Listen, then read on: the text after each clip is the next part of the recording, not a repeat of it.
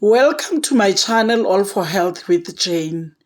Family, whilst the Senzo Meyiwa Trial court has gone for a recess, I just felt that maybe let's remind ourselves of things that happened in the past.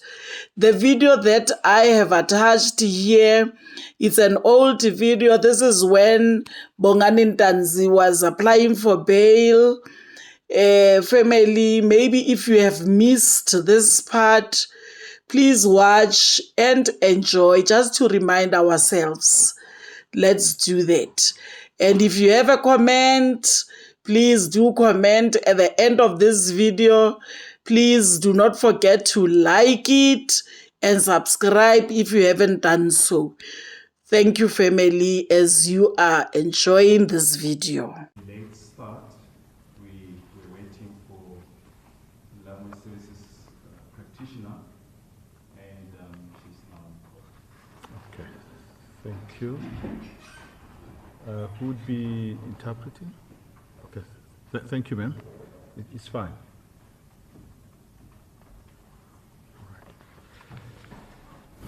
Mr. Ntanzi, you can in the meantime be seated. I'm going to deliver my judgment, which is in writing, and copies thereof will be given to you. It's not a long judgment, hence I did not prepare a summary. This is an opposed bail application which was before me on the 13th of October 2022. I could not allocate the matter to any judge to be heard in the month of October because the judges in my division were busy with matters allocated to them in terms of the duty roster. The duty roster does not make specific provision for a judge who would deal with urgent bail applications.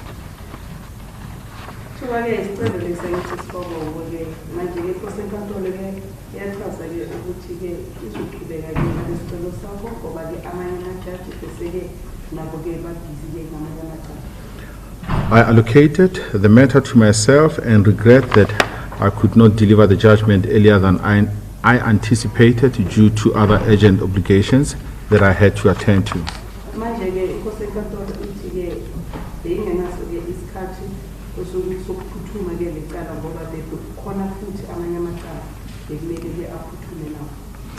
The applicant is accused number 2 and is charged together with 4 other accused on 5 counts, namely murder, read with Section 15(1) of the Criminal Law Amendment Act 105 of 1997 as amended.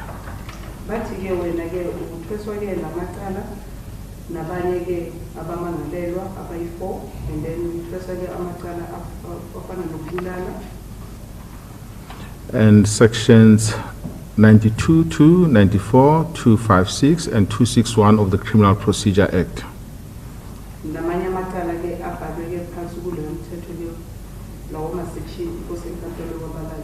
Being the charges of attempted murder, robbery with aggravating circumstances, as defined in Section 1 of the CPA, read with Section 51.2 of the CLAA, and further read with Sections 92, bracket 2, 94, 257, and 261 of the CPA.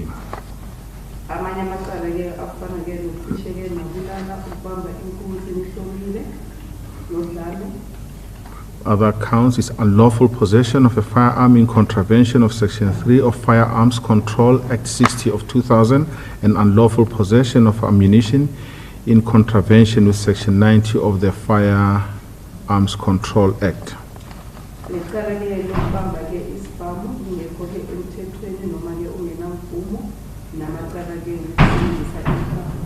All the accused are in custody.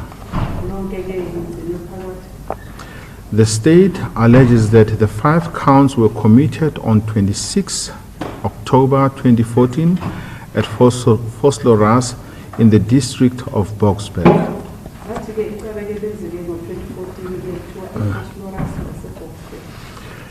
This is a trial of a famous professional soccer goalkeeper who was killed at the house of a famous singer's mother.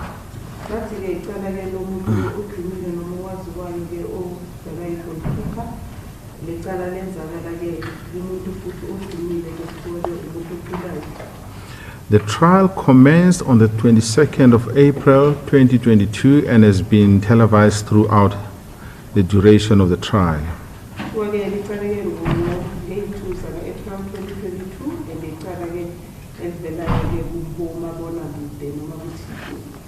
The applicant has pleaded not guilty, and the state prosecutor has up to so far led evidence of some of its witnesses thus far in the trial.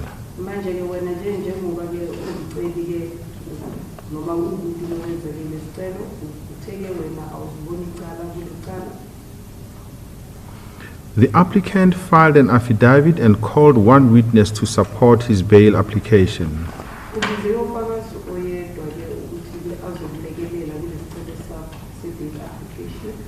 Applicant is about 33 years old and stated in his affidavit that he was born at Nongoma in the KwaZulu-Natal province.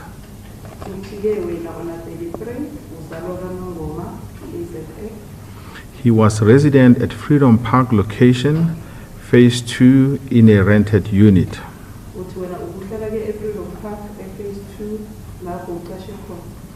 He was arrested on 16 January 2020 at his place of employment at Impala Mines in Rustenburg and was earning 10,000 per month.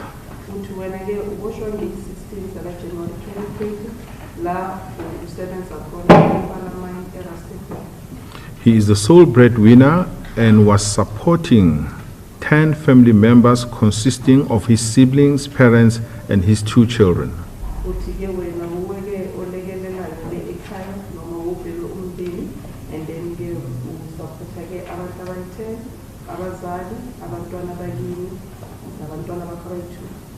He hopes that should he be granted bail, his employer will re-employ him.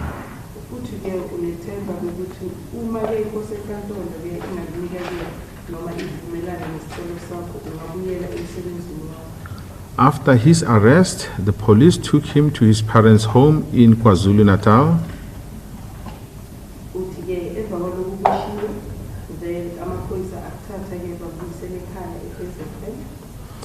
He confirmed that he went to school up to standard 8, grade 10. He further states that after his arrest, the police and the state have frozen his bank account.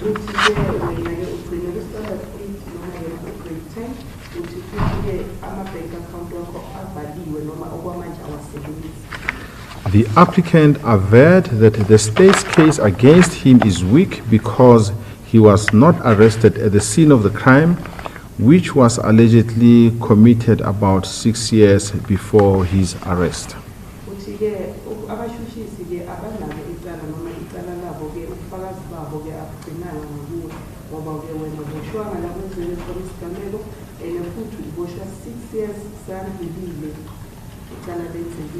Furthermore, an identification parade was not held. There is no identity kit and no firearms or ammunition which was found to be in his possession when he was arrested.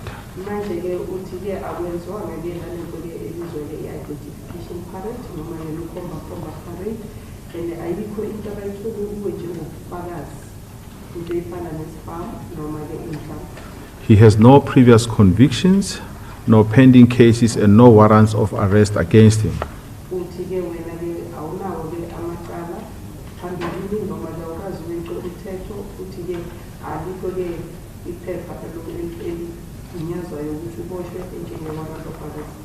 He has no traveling documents and no relatives outside the borders of the Republic of South Africa.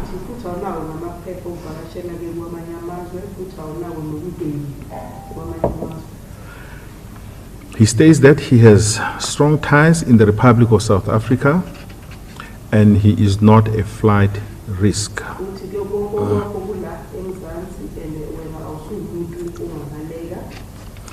If he is released on bail, he will not endanger the safety of the public and there will be no threat to public order. Uthi-ke uma-ke osenkantolo engadedela ngebheli futhi-ke wena angeke-ke uphazamise ubulungiswa ngaphandle noma-ke wenze inkinga ngaphandle. He will not interfere with the administration of justice nor intimidate any witnesses. Uthi ngeke uphazamise ubulungiswa futhi angeke uthusele nabufakazi. Mr. Bongane Ntanzi, being the applicant's witness, provided evidence that he is the applicant's sibling and is from KwaNongoma in KwaZulu-Natal. Njengoba ufika umfowenu uBongane uchazile-ke ukuthi yena-ke umntanakini ubuya KwaNongoma KwaZulu-Natal. He said the applicant is a breadwinner. The witness stated that KwaNongoma is accessible. There is an induna and the applicant is a breadwinner. Futhi-ke wena-ke uwe-ke uphethe umuzi ekhaya futhi-ke KwaNongoma indawo ekahle umuntu angafika noma kunini khona-ke nenduna-ke ekhaya. The state opposed the applicant's bail application. Kodwa umshushisi uyasiphikisa isicelo sakho. Brigadier Detective B.N. Gininda from the South African Police Services states in his affidavit that after arresting the applicant and during the interview, the applicant raised an alibi defense relating to the day of the incident, the 26th of October 2014. But wena nkathi-ke bam-interviewa noma bakubuza imibuzo ngawamaphoyisa-ke wena-ke usuke-ke waveza-ke ukuthi umani ufakazi ongachaza ukuthi ukuphi ngalolu suku lelo laka-2014 nge-26 October. The applicant stated that he was on duty at work. However, upon investigation, Mr. Melda of Sibanye Stillwater Mines, where the applicant was employed, said the applicant was absent from work from 26 October 2014 and only returned to work on the 2nd of November 2014. Bathi-ke wena-ke njengoba-ke uthi-ke unaye-ke ufakazi omafakazi ukuthi ugobuphi bizwe-ke kuthiwa bakumela-ke osebenza eSibanye Stillwater makafika lana bachaze-ke ukuthi wena ngeyi-26 ngibovile emsebenzini emsebenzini yethu zaka-November 2014 26 October 2014 bowulekho emsebenzini. The brigadier further said on 19 June 2020, applicant made a confession freely and voluntarily to a peace officer. Bathi-ke ngeyi-19 zaka-June 2020 wena-ke uyenzeke isitatimenti sokuhlambuluka phambi kwephoyisa. He further said the applicant secured services of an attorney and on the 24th of June 2020, in the presence of his attorney, he made a further detailed confession to a magistrate in Boksburg. Bathi wena-ke bese-ke ufaka isicelo sokuthi ufuna nomuntu ophathe khona waqhubeka-ke ngaleso statement sakho sokuhlambuluka ngeyi-24 zaka-June 2020 eBoksburg phambi komantshi. The brigadier further states in his affidavit that on the applicant's first appearance, he was legally represented and the court was not informed about the alleged assaults by the police or about the admissibility of the confession. Bathi-ke nkathi-ke uvela-ke abazange-ke batshele ngokuthi wena ushayiwe. He denied that the state applied for the freezing of his bank account as there was no reason to do so. Futhi-ke bathi bowunganaso isizathu sokuthi-ke ama-bank account wakho angafrizwa noma-ke ungabizwa ukuthi asebenze.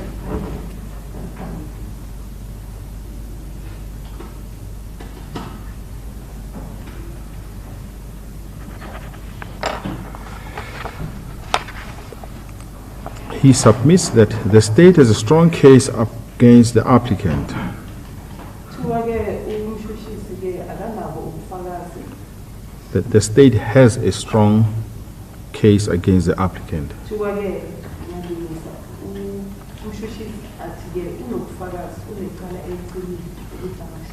He further states that there is a likelihood of a conviction, and if applicant is convicted, he could be sentenced to life imprisonment.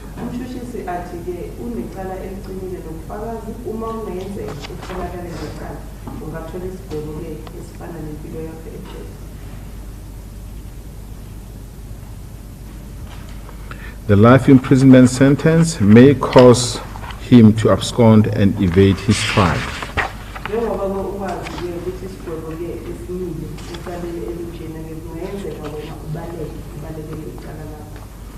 The Brigadier further alleges that the applicant's address in KwaNongoma has not been verified, and it would be difficult to trace the applicant in that area.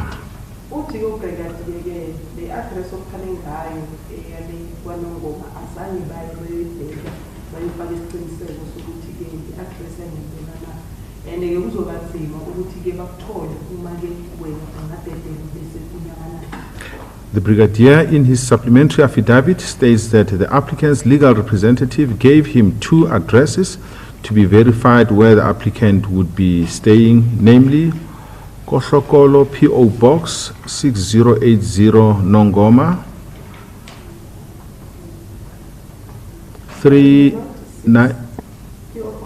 P.O. Box 6080 Nongoma 3950, and the other address is 20 Kingfisher Street,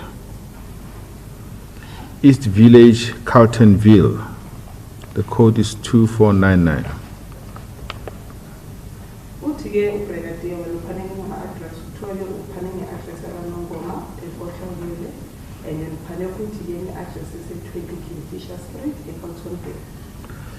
He said the first address cannot be traced and it is a postal address.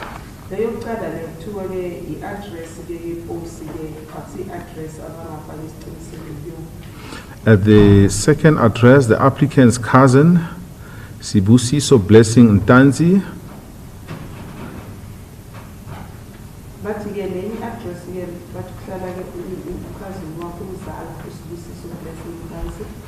and the property belongs to his employer, Sibanye Stillwater,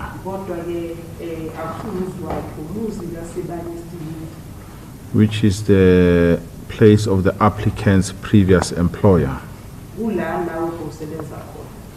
Applicant's cousin said he needs permission of his employer to stay with another person, and he has no permission to stay with the applicant.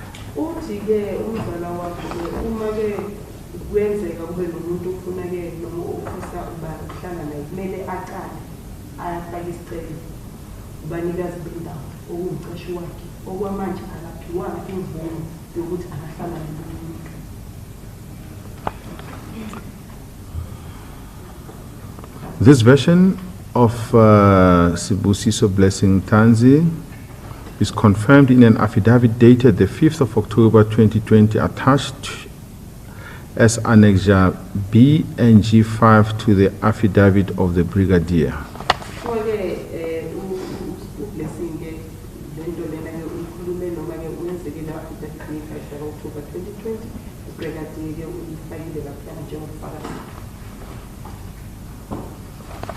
He submits that there is a likelihood that the applicant may influence or intimidate witness.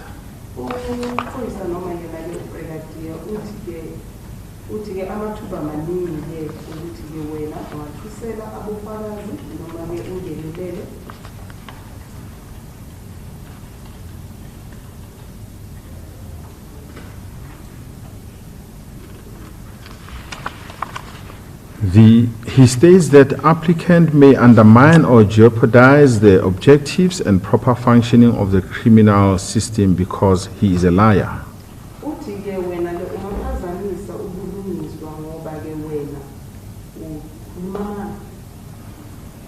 He says that applicant lied in his affidavit about the assault.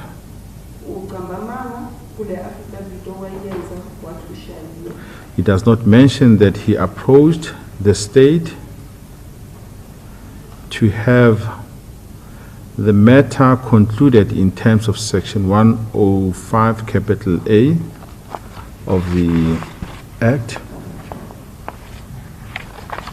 So when I get Ukamama and the future, I will show you the Utana food to the family tech again, and another to go on a session on the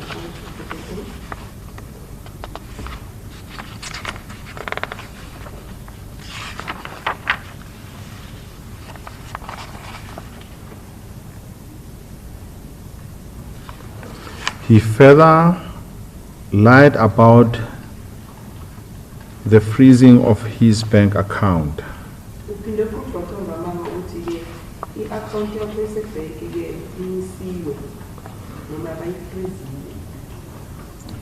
He said applicant has no valuable movable and immovable assets.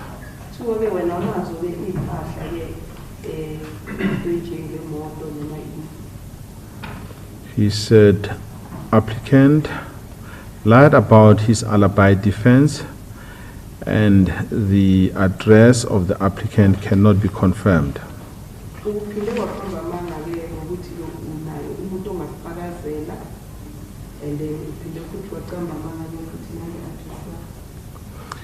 The applicant is charged with at least 2 Schedule 6 offenses, namely murder and robbery with aggravating circumstances, counts 1 and 3 respectively.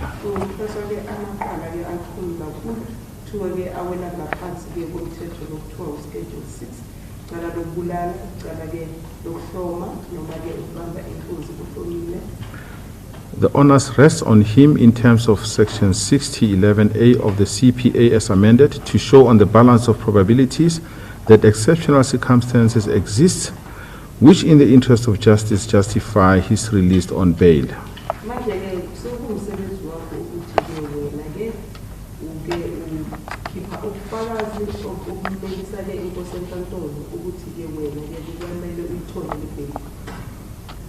Section 61 of the CPA as amended reads as follows.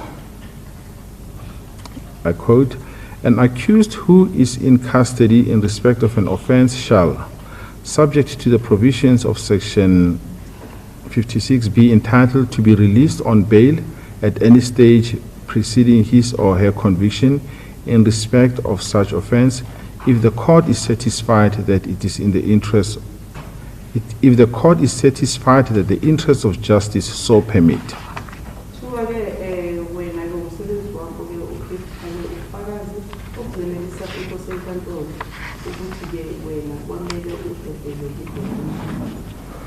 The applicant, together with other accused, appeared in the High Court for the first time on the 11th of April 2022 before Momela J for trial.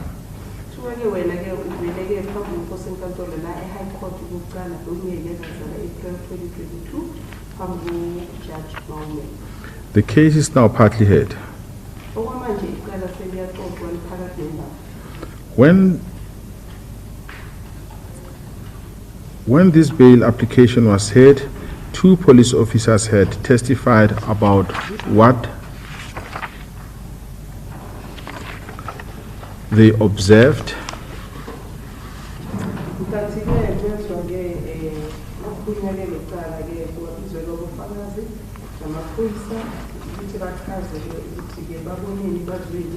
and what they did at the scene of the crime.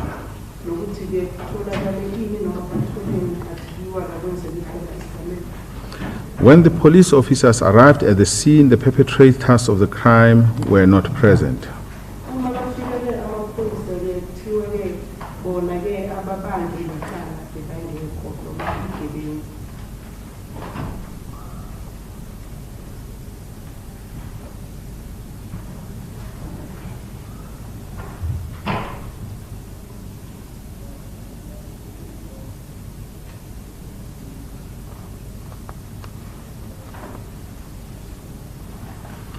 One witness testified that the applicant was in the house when the alleged crimes were committed. Umangalelwa noma yena umthengi namhlanje phambi kosenkantolo bekakhona kathi kwenzeka isigameko. This witness testified that he identified the applicant as one of the assailants. Siwake nofakazi-ke uthi omunye walabantu abangene endlini. When this bail application was heard, the witness had not yet been cross-examined when this bail application was heard. Manje-ke uma kufakwa-ke isicelo sale bail, lo fakazi bebangakaqali-ke ukumbuza imibuzo. And his identification is what is referred to as doc identification. Manje yena ufakazi-ke lo bekafana ne-court ufike nje wakhomba-ke umangalelwa ahleli. The trial court will deal with the reliability and credibility of his evidence. Kodwa lo msebenzi-ke we-court la icala lixoxwa khona. What the applicant has not clarified in his affidavit is that after he was arrested in June 2022, why is he only bringing his bail application now after the state has called 3 witnesses? Manje-ke wena wazama ukuqeqesela kuyena ukuthi kungani-ke khana wenza isicelo sebheli manje salokuboshwe ngoJuni 20 ngemuva le icala manje-ke lakhulunywa phakathi nendawo. He has been legally represented when he appeared in the magistrate's court. Ubunayo ummeli kathi ubheka enkantolo encane nale emagistrate's court. The applicant in his affidavit sets out what he regards as exceptional circumstances in paragraphs 8.1 to 8.6. Manje-ke wena kuparagraph wakho-ke kuleso sicelo sakho paragraph 8 kula uchaza khona izizathu lezi wena uthi zizolethisa inkosi enkantolo ukuthi ubhebheke. He emphasized that he's been in custody since June 2020 and was not arrested at the scene of the crime. Uthi wena-ke uboshwe ngoJuni 2020 and awuboshelwanga la kwenzeke khona isigameko. He further states that the trial is to be finalized after a long time because the state has a list of over 100 witnesses. Uthi-ke icala-ke angeke-ke liphele namhlanje ngoba-ke umshushisi unobufakazi abaningi uthi-ke abangile 100. The applicant does not clearly state what is his defense to the incident of the 26th of October 2014. Manje wena-ke awuchazi ukuthi uzivikela ngani kulesi sigameko esenzekile nge-26 October 2014. He pleaded not guilty and exercised his right to remain silent. Uthe wena awuziboni unecala and then-ke kuyilungelo lakho lelo. The applicant further states in his affidavit that he was assaulted by the police. The injuries that he sustained caused him to bleed and he was forced to make a confession. Uthi-ke wena washaywa amaphoyisa bakulimaza waphuma legazi and then wena-ke bese uyahambisa. He said the police wanted him to sign the papers which were full of blood and he refused to sign. Amaphoyisa bebafuna-ke ukuthi-ke usayine namaphepha la kade wagcwale igazi wena wala. I assume that applicant's version is that the police wanted him to sign a confession which had blood stains because of the assault by the police. Manje inkosi enkantolo ithi-ke yona-ke ngokubona kwayo wena uthi amaphoyisa bebakuphoqela ukuthi usayine amaphepha lawa-ke kuthiwa bize-ke i-statement ze-confession and the statement ezinegazi ngoba wona ushayile. The investigating officer in his affidavit states that the applicant made 2 confessions. Kuthiwa-ke u-investigating officer uthi wena wenze-ke i-statement ezi-2 zokuhlambuluka. The first one on 19 June 2020 to a police officer and the second one to a magistrate in the presence of his attorney on 24 June 2020 at Boksburg Magistrates Court. Esokuqala usenze phambi kwephoyisa and then nge-19 zaka-June 2020 esesibili usenzeke nge-24 zaka-June 2020 kumantshi futhi-ke unomeli wakho. The investigating officer further says that the applicant further made admissions to private individuals. Wena wena-ke khona-ke abantu obatshele okuthile. The applicant in his affidavit mentions one confession and he states that he refused to sign it.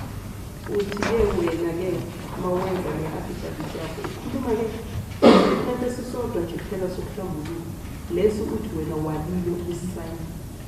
Applicant did not attach the two confessions that the state alleges he signed so that it could be determined whether they are signed or not, or whether the signature has been forged.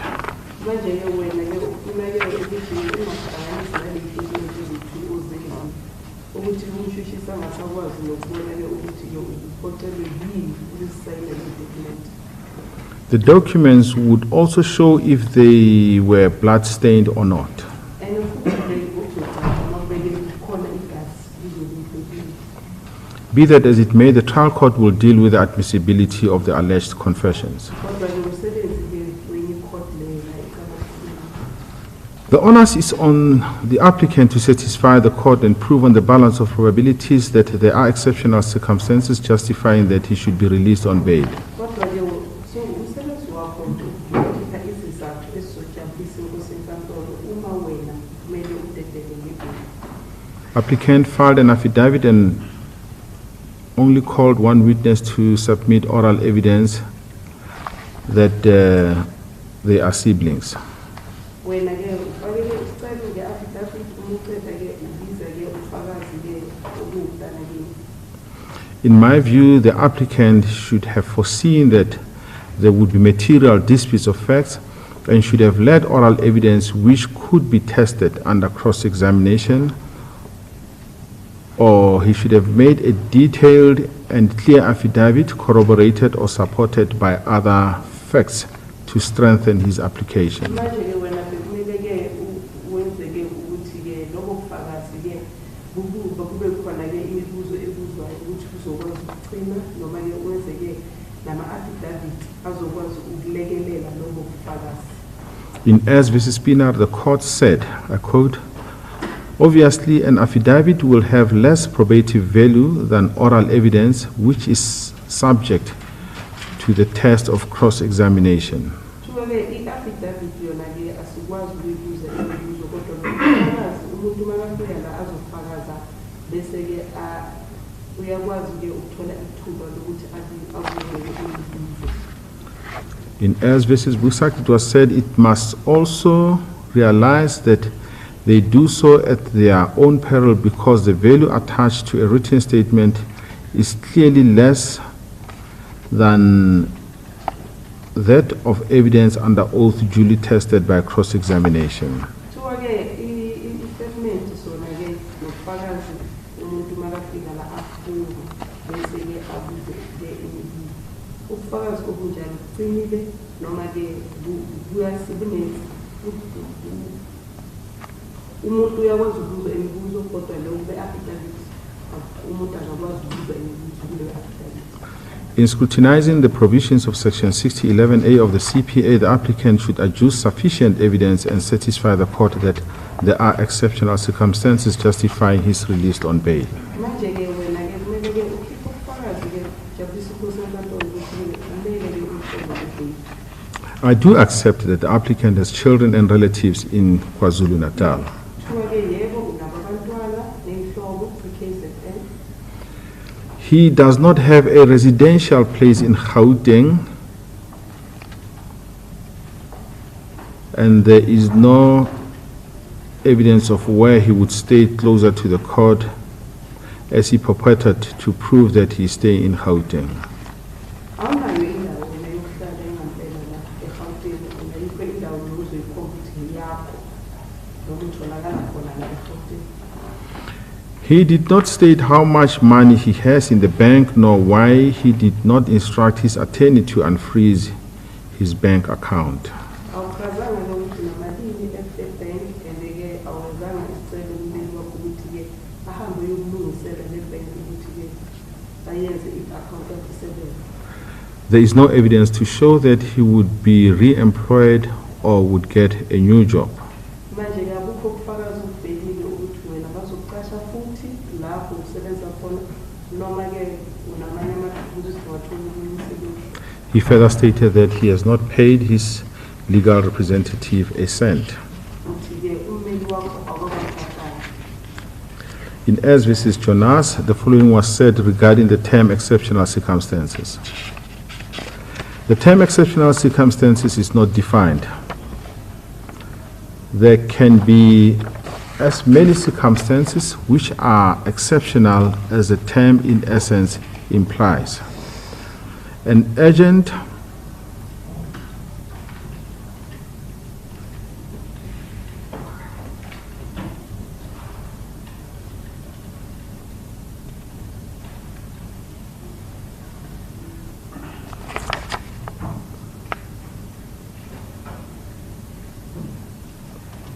I'll have to verify this code, but the case goes on further to say a terminal illness may also be regarded as an exceptional circumstance.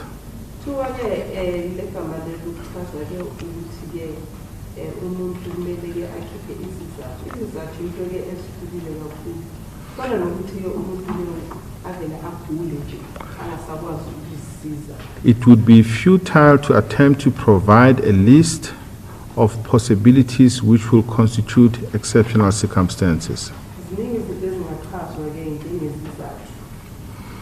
To my mind, to incarcerate an innocent person for an offense which he did not commit would also be viewed as an exceptional circumstance.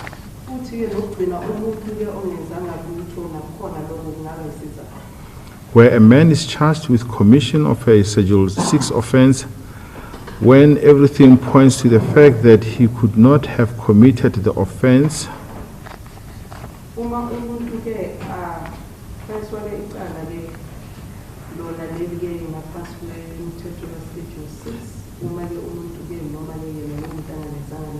because he has a cast iron alibi, this would likewise constitute exceptional circumstances.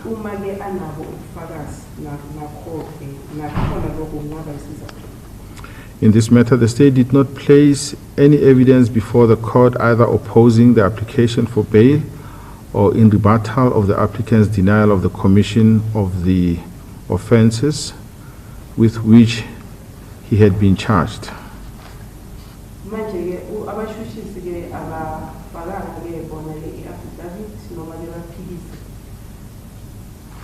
Yeah, I'm quoting what has been said in this case that I'm quoting. The court went further to say it would appear that the state had adopted this line of approach on the assumption that the appellant had all to do in order to succeed with his bail with his application for bail.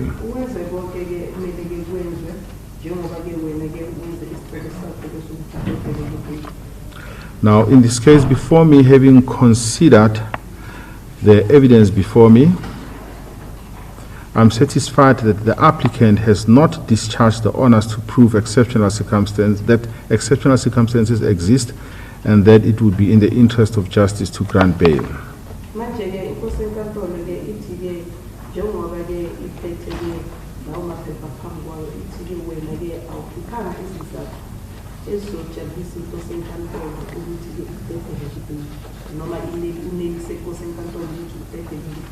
Will you please stand up? The application for bail is dismissed.